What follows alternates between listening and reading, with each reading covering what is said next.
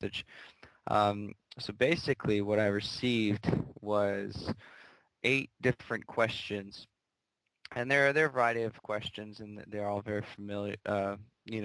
Questions you come across a lot. You hear them most places as you go.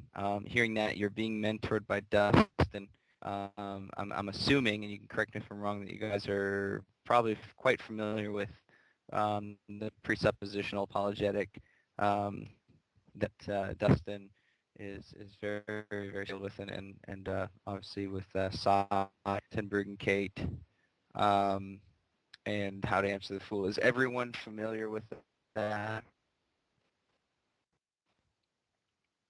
Everyone's pretty familiar. Okay. Okay, because that helps as far as a lot of these questions go. Excellent. Yeah, I just wasn't sure.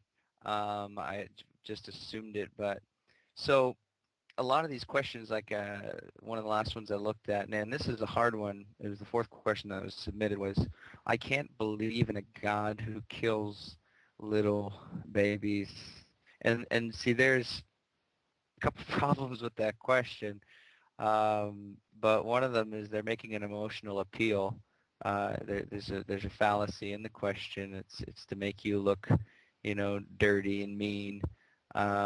But the problem with the question is that there's an absurd hypocrisy in it. So you have the unbeliever, you have man judging God and saying, I'm not going to submit to God's standards because he doesn't meet mine.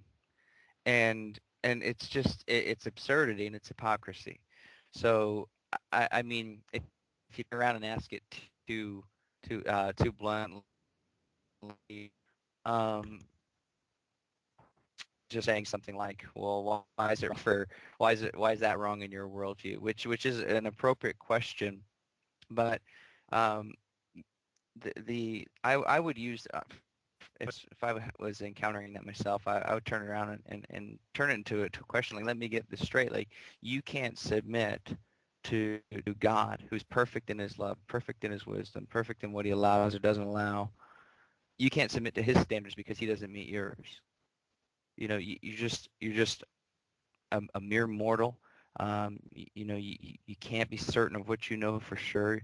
You can't give me an absolute standard of morality, but you can't submit to God, who in his great love and mercy does everything righteously, does everything truthfully, has sent his son into the world to save the world from its wickedness, and you can't submit to his standards because he doesn't meet yours. I just think that there's something else to expose. The question is an aim to throw you off. The question is to make you look bad. But you can turn it around and show it to be really just another evidence of man, the evil of man's unbelief, the evil of man's unbelief. So that's one question that's a hard one, and I think that's a question that really the strength of the presuppositional argument really comes there, because we know that everything God does is perfect. We know he doesn't do anything that's unrighteous. God doesn't do anything unrighteous. And so even if you put all the heads in the world together and they can't figure out why he's doing what he's doing, we can still the fact that what he's doing is perfect, and we can trust him. And our inability to trust him from our own subjective and evil hearts is just a declaration of our need of him. So I would just quickly turn that around instead of getting in this philosophical debate of, all the ifs, ands, and buts, and just turning it right around and bringing the correct question right to the root of the one who's asking it and their accountability to God. One person that I greatly admire in the open air is Jeff Rose. And one of the reasons why is because he never gets tied down with objections, and he always blows right through them to the person's heart. Like, I've seen him, preaching the gospel, and someone comes up to him and says, "You believe in a book that's talking snakes," and just saying it to ridicule him. And instead of trying to defend why that makes sense and try to win that person's uh, mind to his case, he points out that you want to talk about talking snakes because you don't want to deal with your sin. The Bible deals with that perfectly fine, but you want to talk about that and not about your sin. And so much of the time, those questions, if you can try to look through them for a second, you have a person who's not neutral. And we got to remember that these questions, they're not neutral. They're coming from enmity. And so if you can remember that, a lot of times you can keep from getting tied up in a knot or getting really sidetracked. Because a lot of these questions, you can have a great answer, that, but that's answering it isn't answering the way it was really asked. And so I find that really helps. Um, and again, similarly, with the question, the Bible's an ancient desert book written by men and can't be trusted. Well, that sentence was communicated by a fallible human mind that can't know anything person, and he trusts that his statement's true. I mean, it's absurd. If you don't grant the premise that the Bible's true, he can't even make that statement with any ounce of truth. Uh, it's it's a self-defeating statement. He wants you to believe him, but he doesn't want to believe God. Again, it's the exact same thing. It's coming from a position of enmity. It's coming from an attitude of hostility, and you can turn it right around. And you're saying, you believe it's true? Absolutely. Well, you want me to believe you and your truth, but without God who is truth, there is no truth. And it's just, again, the hostility and the hypocrisy and the absurdity of life without God, which we all were and we all came from. So those kind of questions, they come up a lot and they come in different forms. So just remember that they come from an attitude of hostility, that they're coming from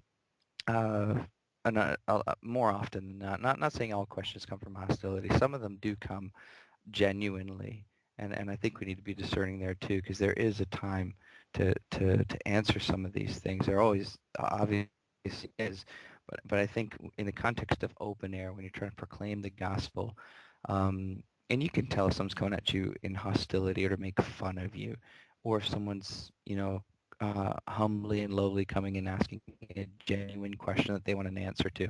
But for the most part, um, it's it's not difficult to spot the difference.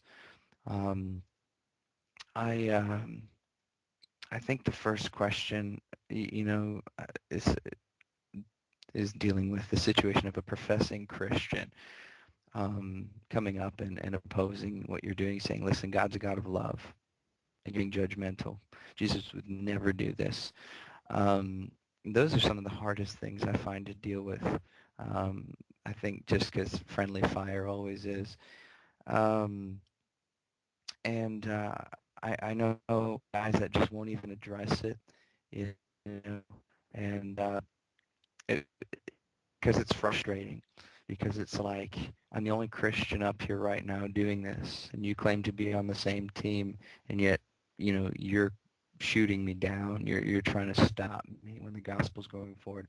I've seen people take it as an opportunity to rebuke, like, how dare you, oppose that we're the only ones up here delivering the gospel, so these people can hear it right now, and you're trying to silence it. How dare you?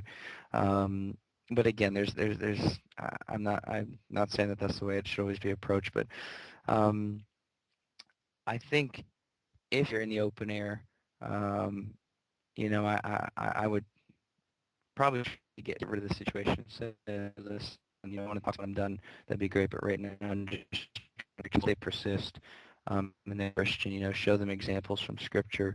But ultimately, yeah, what I would recommend is if that's happening, someone from your team should go pull that person aside, because what the unbelievers are watching is two Christians going at it. Um, I would try to stop it if you could by just putting it to the side and saying, listen, if you want to talk later, I'll talk to you when I'm done. right now and trying to preach to these people, you know.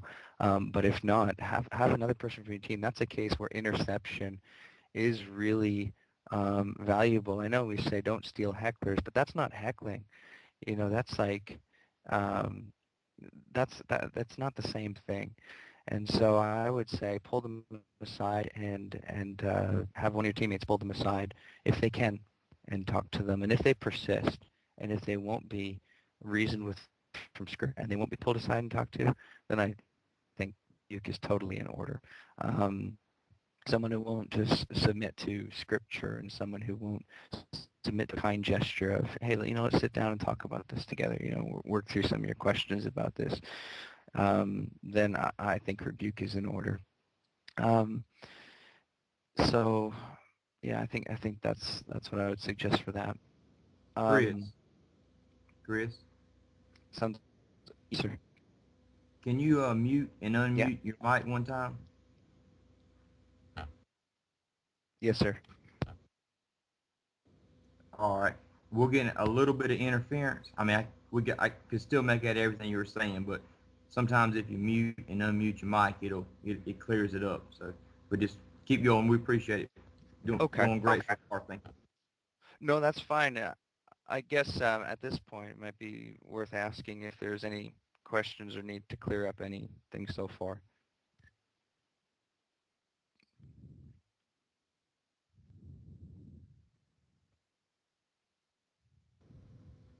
Did anybody have anything? I think we can unmute our mics now if anybody I has got anything. I got one for you. When they try to use the whole science thing on you, what's been your approach for that? Science. You know. Well, again, I like to point out that science, like people say science says this, science says that, and I like to point out science doesn't say anything.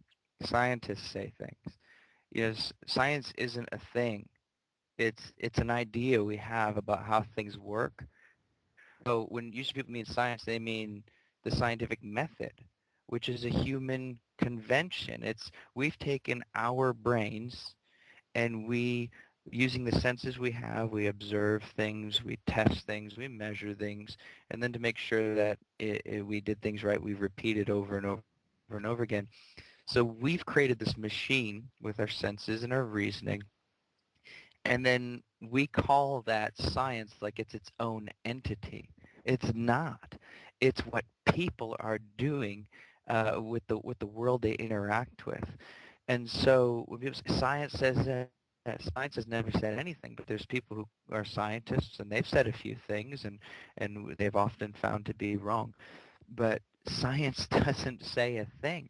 But in order to even start the scientific process, you have to presuppose truth. So before it can even get there, you have to answer the question, where do you get truth? Because that's not something you prove scientifically. That's something you assume in order to even do science. So where do you get that from? And it's an unanswerable question without God. Um, it's and not just a generic deity, but the God of Scripture. And so having the old science card pulled out, they think it's like a magic, thing where they just pull it out and the Christian goes away or he's got nothing to say. And it's like, you don't realize that science has never spoken a word. You a scientist, where do you get truth without God that even justifies science, the practice of it, the process of it? So I think it's important to remember that, because if we forget that, then we're going to be intimidated by the amount of research somebody's done or an argument you've never heard of versus looking at the underlying issues. They are presupposing truth that they can't justify in an attempt to attack the God that they're opposed to in their hostility and in their sin. So it's not neutral. Nothing's neutral. Greg Bonson called neutrality a myth. So he said it's non-existent. So don't lay down your worldview. Don't lay down that the Bible's true. And really call them to rise up to defend themselves at a foundational level. Like before you can even go there, like, what do you mean when you say science? You say science says this. and to remind them of all those things, how science doesn't say anything. It's a human convention. It's a convention of the mind, and it's faulty humans. The same premise they're using to discredit the Bible. It's just a book written by men. And then they'll say, but science says. It's ridiculous. The Bible's a book written by men, but science says. That's just people. That's just men who self-admittedly don't know anything for sure. That's ridiculous. So it's important to remember that, and then it keeps things simple. You don't have to go down those rabbit trails. You don't have to untie all those knots. Um, and it's one thing I find that the more um, I go out and the more I talk to people, is that the more I realize how simple it is. You know, when I first started going out and I'd share the gospel and all these questions would come up, then I started to think it was complicated and I needed more and more answers. Then after a while, you start to realize, no, it's the same answer. God is truth. They know it. They're opposed to him, so they need Jesus. And but we have a hard time believing that because we bought into it. We bought into the fallacy of the the appeal to authority, for instance, where because so and so who has a PhD said it, it's true, or and they believe that too because they say, well, you believe a book written by goat herders. Um, what's wrong with goat herders? Like, why are they unintelligent? Like, last I remember, a goat herder became the king of the greatest empire in history, and his son was the wisest king who's ever lived. I mean, what's wrong with goat herders? That's very prejudicial. I mean, that's very insulting and bigoted. But so it's absurd. And the sympathy of it is they know God exists. They can't even argue with you unless he did exist, strengthen you when you're out there. And the answer to that hostility is the gospel that you're preaching. So all these ropes that they start throwing at you and saying, untie this and untie this and untie this, just throw it back at them and say, show their hostility, show their need of Christ, and don't get sidetracked because they're trying to get you away from the very message that they're opposing. It's really that simple. So um, the fossil record, uh, is that something you wanted me to touch on, Stephen? Because again, that would be something uh, that would be the exact same. I would put that in the same ballpark. Like, uh, not that Christians don't need shouldn't be interested in knowing about that stuff, but again, um, to make an argument based on it is presupposing the truth of of, of the senses, the truth of the reasoning. You know, to say, well, the fossil record proves this or doesn't prove this or whatever is still at the same fundamental problem of where do you get truth from? Okay, and let's say the fossil record showed me everything you wanted to show me. You know, um, just again back to the problem of how do you have anything without God, and how do you have reason without God, and how do you have truth without God, and morality without God, and even that fossil record you're appealing to, how do you know you really know anything about it when you already, have testified that you could be wrong about everything, but now you know this, and this thing that you know is so defeating to the Christian worldview that you don't have to believe it as truth. But even that is a problem because in order for it not to be true, in order for Christianity to not be true, means it's false, which assumes truth, which you can't have without Christianity. And so, but even in saying all that, one thing I would caution is it's helpful to know that it's helpful to read Bunce and it's helpful to study precept, um, but it's also I think important that we preach the gospel and that when we use any argument, even if you do bring an evidential argument, which I'm not always opposed to by any stretch, but whatever argument you use, just make sure that you're not taking the bait and getting 10 miles away from the gospel. Because you can do that with evidence. You can do that with precept. I've seen and done, philosophical to just get you miles away from the gospel. And we're there to preach Christ. Their questions, if they're hostile, show their enmity with Christ, which isn't fixed with evidence and philosophy, but the gospel that they're trying to get you to stop preaching.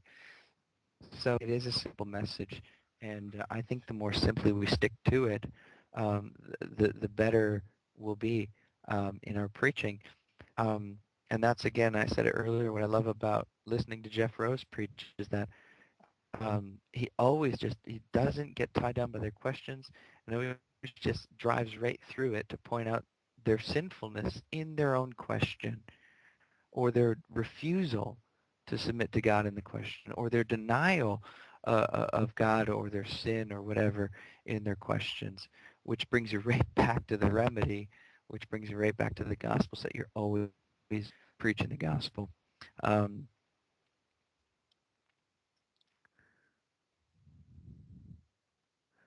Sorry, I'm just going to read a couple of these. I wasn't looking at them. Um, yeah, Jeff does have some videos, but not a lot. Not as many as it'd be nice to just film him all the time and then kind of maybe compile these videos of him answering certain objections or whatnot. But it's not. But then again, even doing that just becomes, how does he do it, or how does so and so do it, when it's just, you know, guys, their objections, unless they're really honest questions, trying to, with faith in God, trying to reconcile faith in God and the world they see around them, is hostility to God. And the only answer to that is the gospel. And so it's just, I, I think if we remembered that, we'd all be helped. We'd all be helped, and we'd get in less arguments. And you guys know how it is. Like, sometimes you feel like you get equipped with a good argument, and then you go out there to use your argument and not to preach Christ. You go out there to, oh, great, they asked this question. I've been looking forward to knocking that one out of the park, you know? Guys, haven't you heard testimonies where people stumble through their presentations and make a lot of mistakes, or don't get their preaching just right, and God uses it, you know? I think we all need uh, humility more than any apologetic, realizing that the power of it is not in us, but it's in the gospel. And I think a lot of times, this can sound like I'm saying don't have an answer. I'm not saying that at all, but I think in all our getting answers, we got to remember, you can knock out every question of the park, and their hearts are still dead in the grave. And the only power of God for salvation is the gospel. And that doesn't mean don't give answers. That I'm not preaching fideism, which is essentially don't use any apologetic ever. But just saying that it's important to remember that it's good to get answers. We're told to have answers. Um, but I just think we should be untrusting of ourselves as well. That when we go out there, we don't always have the best motives. We do want to win arguments. We do still wrestle with pride out there, and those are important things to remember. All your answering. In all your answering. So um, let me look at the next couple questions here. Hey, Chris. I liked question number 5. Yes, sir. Um, I think Yeah. this is really good for us because I'm gonna kind of speak for the group, but I think most of us who have open air preached, it's been more. We haven't really had a whole lot of confrontations. It's been more, maybe some hand gestures and somebody yelling at you or whatnot. But we really haven't had any that I know of. I mean, I'm speaking kind of for the group, but could be wrong. But I think most of us have been able to kind of say what we wanted to, and I think everybody may be a little bit nervous. Right. We're going to a college campus next week, and so I think everybody may be a little bit nervous about having to answer every question. And just like you're saying, you don't have to have the answer for every single question. Yeah, but so I mean, you're doing great, and I think that's exactly what we need because, like I say, I think that may be one, something that's on a little of us. All of us are kind of, how do I answer all these questions like I know what I'm talking about type of thing, and I appreciate what you're saying. Thank you. Right. Well, you do have the answer to every question, because Christ is the truth, and you're preaching the gospel of the glory of God, who is truth. And so when you some people think, well, you're skipping that. You didn't answer my question. You skipped my question. You kept preaching. That is answering their question. And that's the only thing that's going to break down their hostility to make them submit to the God that they're opposing. So that just know that when you get hecklers and stuff, be kind, but don't forget what you're there to do. Don't forget that you're there to preach the gospel. And I remember I'll never forget. Like I have it. I always have it in my mind when that girl one time Jeff was preaching. She kept yelling at him, "But you believe in a book with a talking snake," and she couldn't get over that. And he kept wanting. She's like, "Why won't you talk about the snake?" He's like, "I'm not here to talk about the snake. I'm here to talk about your sin, but you don't want to talk about your sin, and that's why you want to talk about the snake. If you have questions about the snake, the Bible answers those questions just fine. It explains the snake perfectly well, but you don't want to talk about your sin, and that's why you don't want to hear the gospel. That's why you want to talk about talking snake." For the person who sees their sin and believes the gospel, talking snakes aren't a big deal because you're submitted. So taking the time to untie those knots and tell them why it's scientifically plausible to have all these different things, it's like you're not dealing with the real issue, which is their hostility.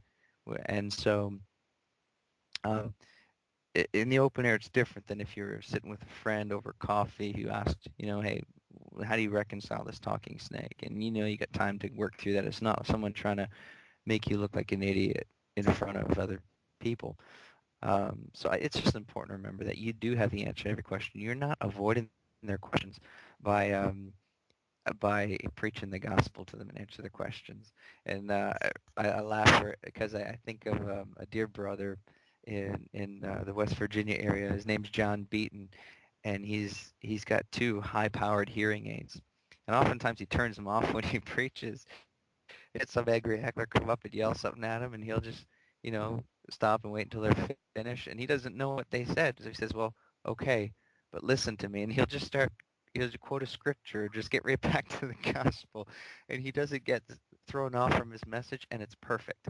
It's perfect, and I love seeing it. So um, I wanted to address, um, there's a question, um, question number 5, and I think I think this could be very helpful. It says, are you familiar with open-air preachers who do not have a naturally loud voice? Any suggestions for that? And my answer to that is yes, I do. Um, me.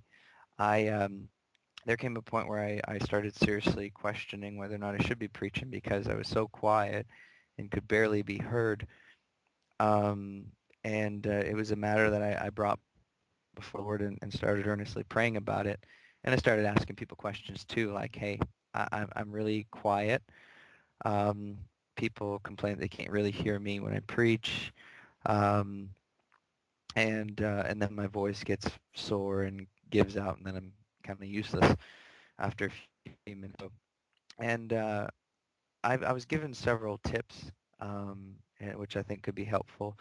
Um, but I remember committing it to the Lord in prayer as well, and I believe that He helped me because um, I've significantly increased in volume, can project my voice, can be loud and be heard. But when I first started, I couldn't. So I would just say if you go out and you've gotten started over the last year, you're going to get started, and you make it 5 minutes and people can barely hear you and your voice quits. I wouldn't give up because of that because I was in the exact same place. I'd pray about it. If God's laid it on your heart to preach, he'll give you what you need to do it. And in a lot of places you can use amps, but again, I understand the idea though is to you're looking for power. Um, there's a few things that are very helpful to learn, and that's from where that you push from, where you try to get it out from, because if you just try to raise your voice by pushing your throat, you're going to hurt it, and you're going to sound weird because it strains your vocal cords, which is where the sound gets um, transmitted. Sound works through them, so if you're straining them, you don't just hurt them, you sound bad in the process, and you have very little control over your voice. Where you want to be really speaking, this is not kind of funny, but from your belly button or even your belt buckle, and it's true. Because in singing, in acting, they teach you to speak or to sing from your diaphragm, and it's true. So what Jeff recommends people do is that they lean forward, get their heels off the ground, so that their toes are dug in, and that they're preaching all from like a forced lower abdomen, you know, and that takes time and development, but you'll be glad you did make an effort to do it, because then your power is projected from the muscles in your stomach, and then your voice is free to have expression in it, so that you don't sound like you're just mad, because your voice is been strained, and you can't really control the intonation. So again, that comes with time. So don't think like, hey, I opened my mouth one time and I sounded upset and my voice gave out, that you shouldn't preach. Because again, some of that is learned.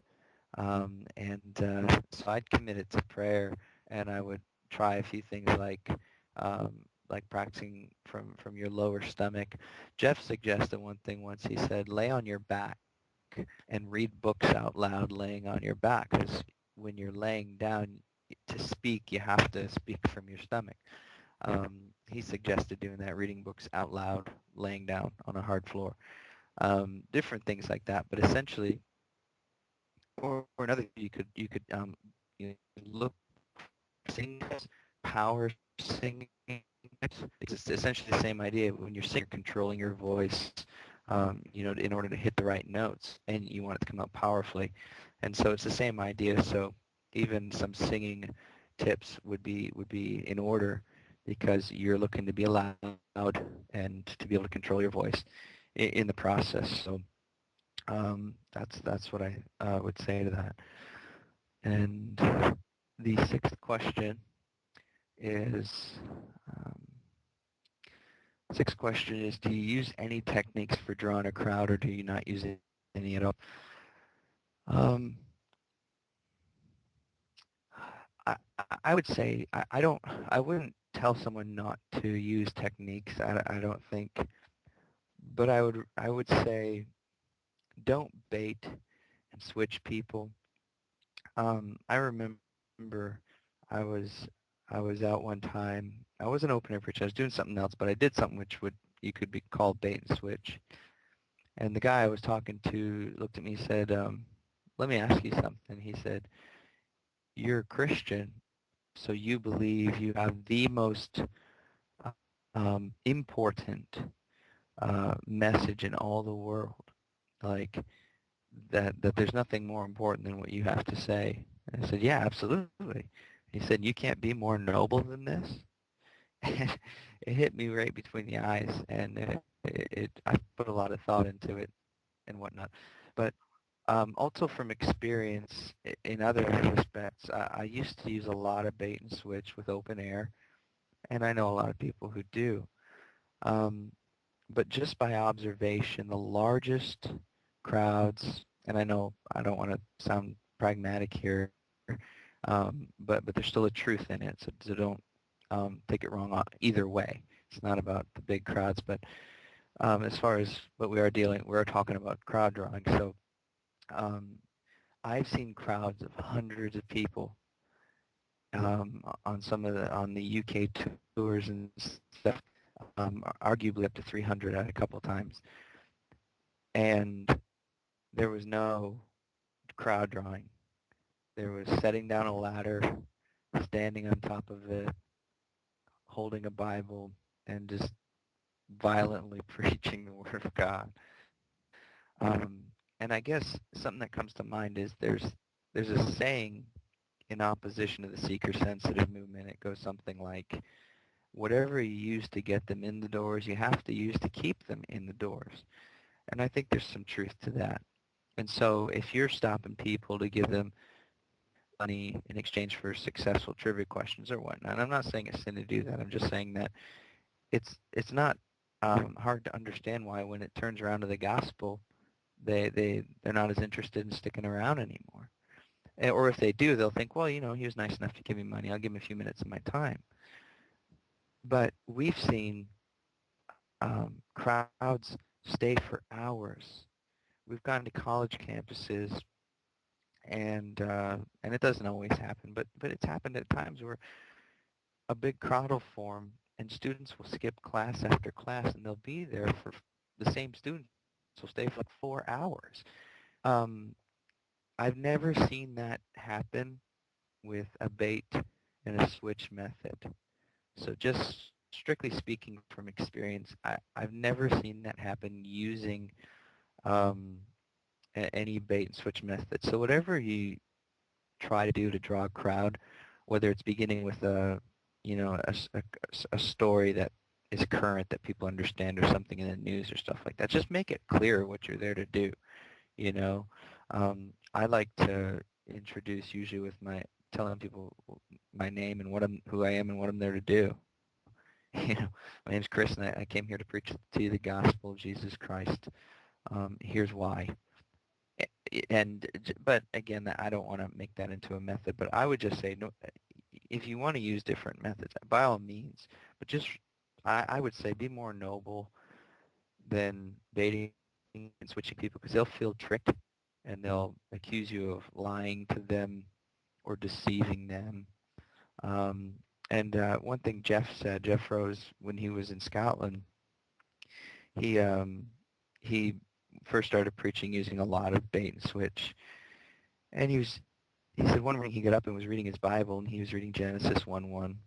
And I know it's not a verse on open air preaching, but he said he read in the beginning God, and for some reason he was just instantly hit with the question, why do I feel like I need to go out there and win people's permission to preach to them? Um, why don't I just go out there and start with God?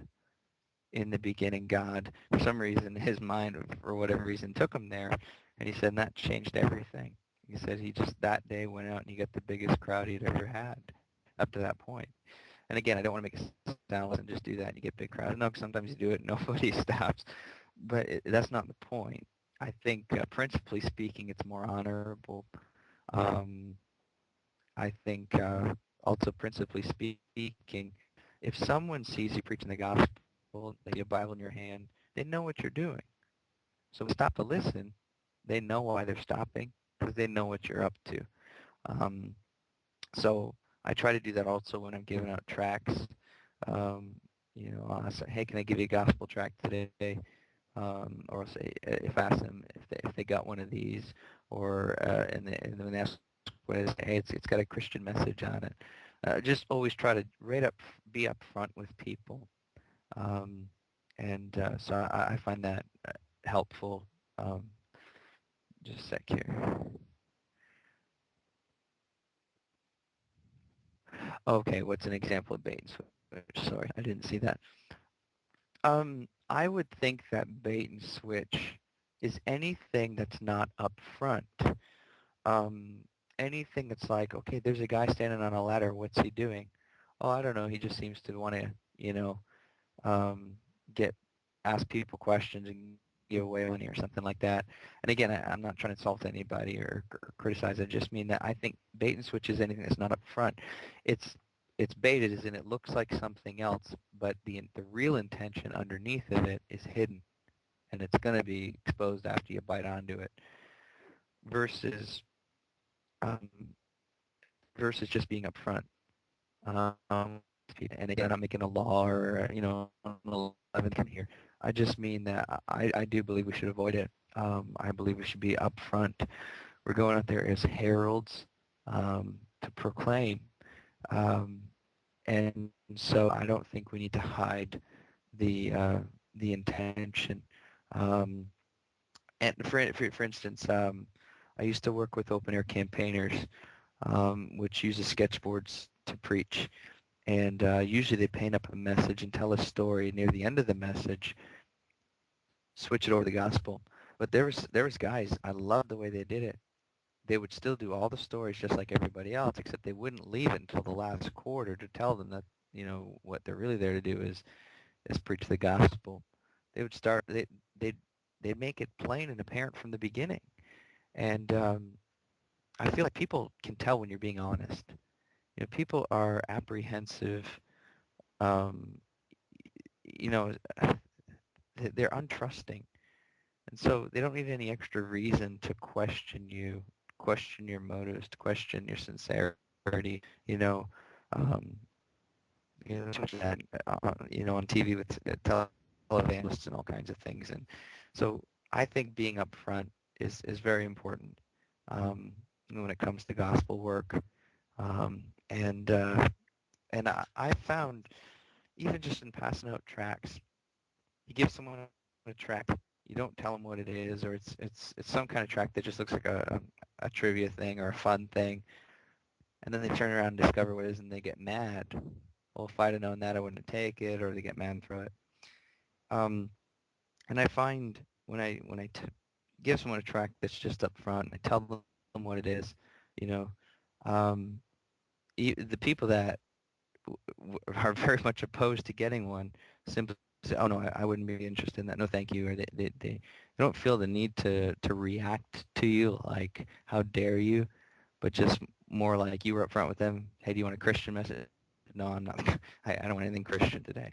And so I find being upfront is and honest and transparent is important in the gospel work. So that's my suggestions there, whether in tracks or open air preaching. See Steve writing something, so we'll wait to see that.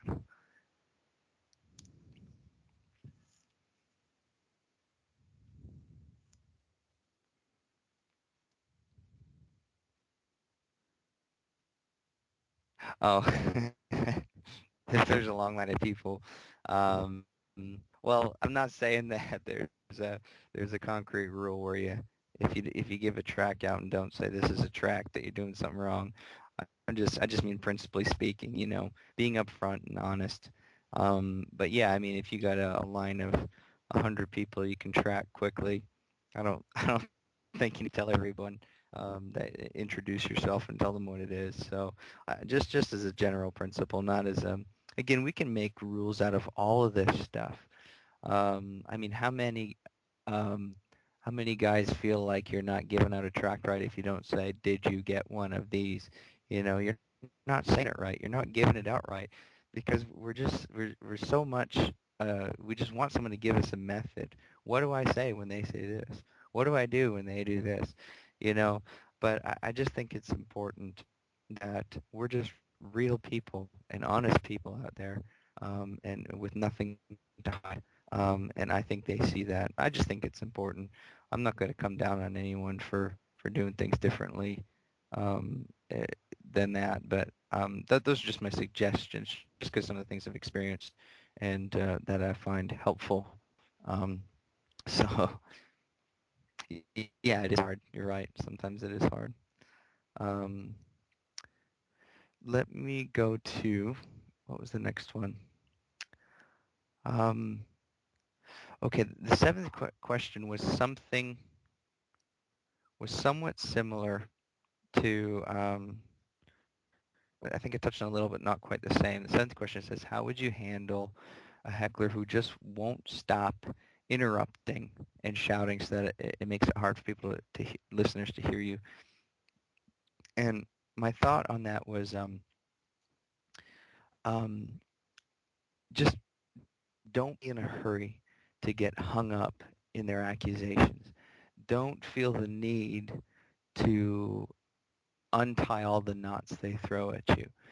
Um, if they're belligerently opposing you, like let's say you get somebody and they're not like just coming up to you and asking you a question to make you look dumb.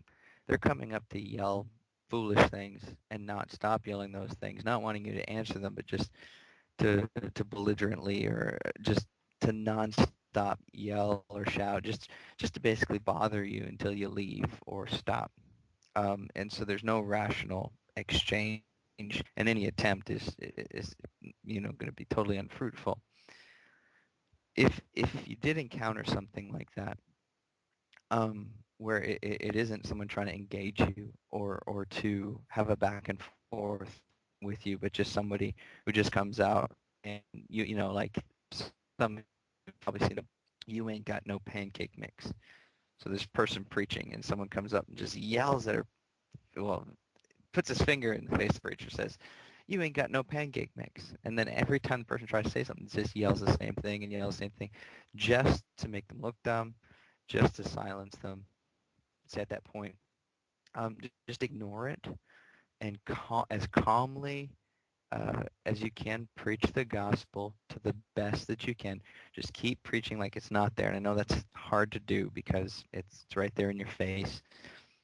And because their point isn't to have you answer their question. Their point is just to annoy you out of the place.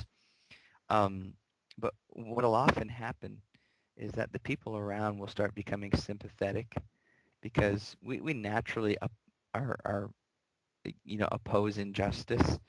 And so I've seen it happen where in situations like that, your crowd will turn around and tell that person to get out of there, and even sometimes remove them for you, and then you'll have sometimes that turns into a more attentive crowd.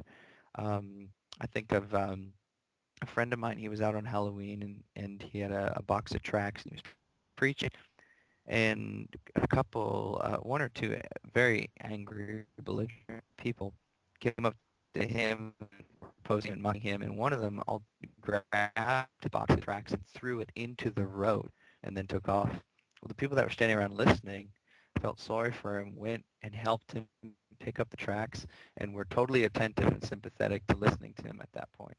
So sometimes those are things that God just uses to open the heart of somebody else. I remember Ray Comfort. He was sharing one time how he had this very angry heckler, and I think the heckler might have even hit him.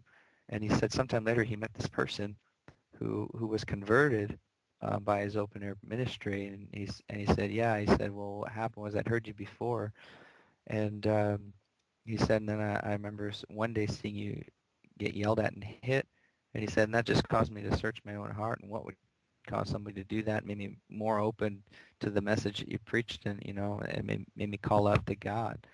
So again, we just got to remember God's in control, and again, be discerning. If someone asks a question, they want you to answer it, answer the question. But again, and again, like we talked about before, that doesn't mean answering it at its face value. Sometimes you answer it at its root value. Answer the question based on the underlying hostility that they're exposing towards God. But if someone's coming up and they have no interest in you answering their question, they're just trying to be annoying and in your face, um, then yeah, just keep preaching like normal. But if it's hostile, and this is where the team comes in, we have a rule um, whenever we're on tour that if there's any hostility, and it doesn't happen much, but if there's any hostility, the other members of the team get between the preacher and the heckler, not just one person, but like two, three, four, and basically create a wall that you know that tends to to disarm the person. You know, um, they're not having a problem with your teammates; they're having a problem with the preacher. But then seeing that the preacher's not alone makes them calm down a bit or whatever. So I would just say, have that in mind. If you see someone getting too close to your preacher, just come over and you don't have to say anything to them. Just step in between them, and they can keep calling out their questions or saying whatever, but just stand there and be a presence. We want you want to keep things going as smoothly as possible, but I don't want to say that to make it sound like, you know, you guys need SWAT training or anything like that. But it's just every now and then it just happens that someone just gets a little too close. Um, but it's just nice to have some of those things um, in place. I'm just gonna see what the messages are here.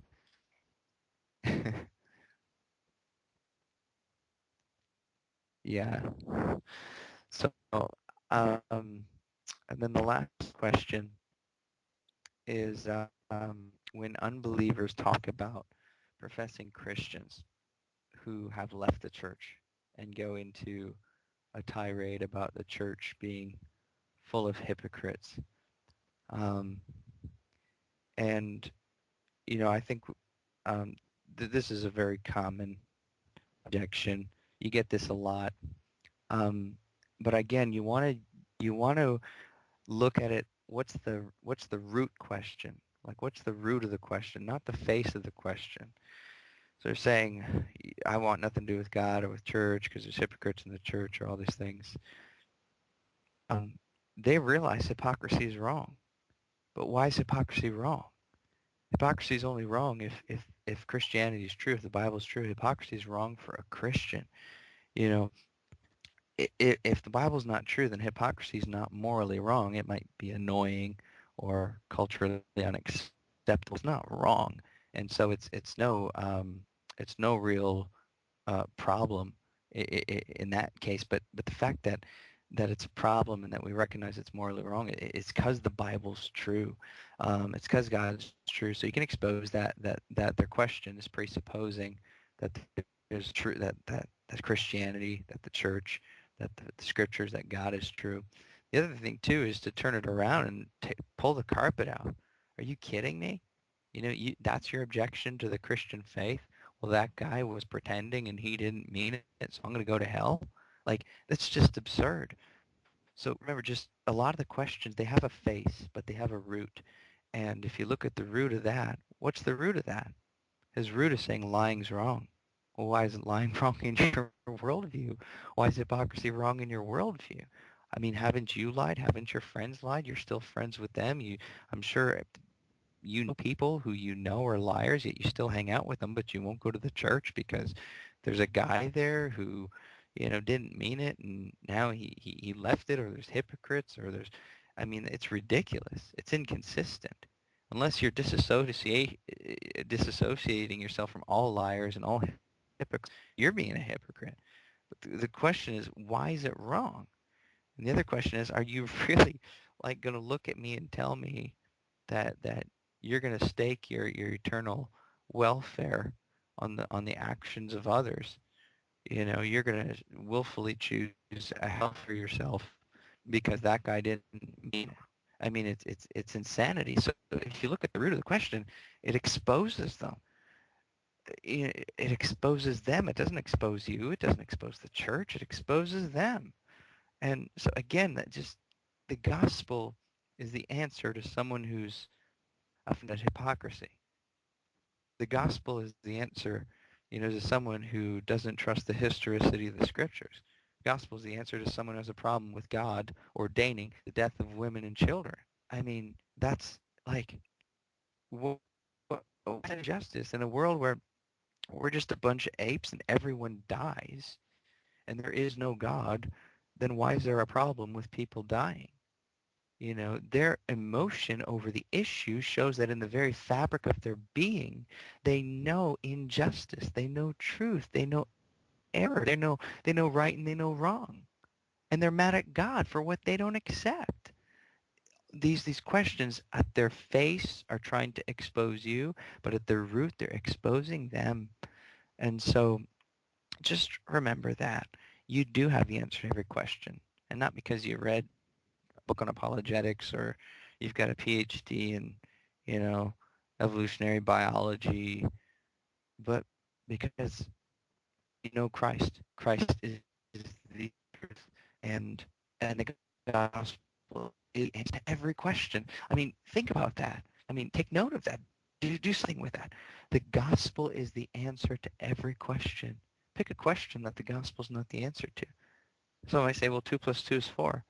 Yeah, where do you get that kind of consistency in the universe? Where do you get absolutes in an ever-changing environment? You only get that from an absolute transcending God. You only get that from Jesus Christ for our sins. Like, pick marriage, pick anything, pick absolutely anything. The gospel is the answer to everything. This is why you can hit a home run with every question, not because you're really smart, but because Jesus is who he said he is. But our problem is that we don't remember that. We still have flesh. We still have sin. And we're still proud. And you know what, guys? Be honest with yourselves. You want to win arguments. Be honest with yourself. You don't want to go out there and look like Christianity's stupid or that you're stupid. So you want to have a good argument that impresses people that you nailed it. You know. Um, so it doesn't mean there's not good answers. I just mean know that, have good answers, know that we like to win arguments, be untrusting of yourself, And remember, the gospel is the answer to every question. So no matter what apologetic you use, no matter what anything you use, you preach Christ. And I'm just going to check here.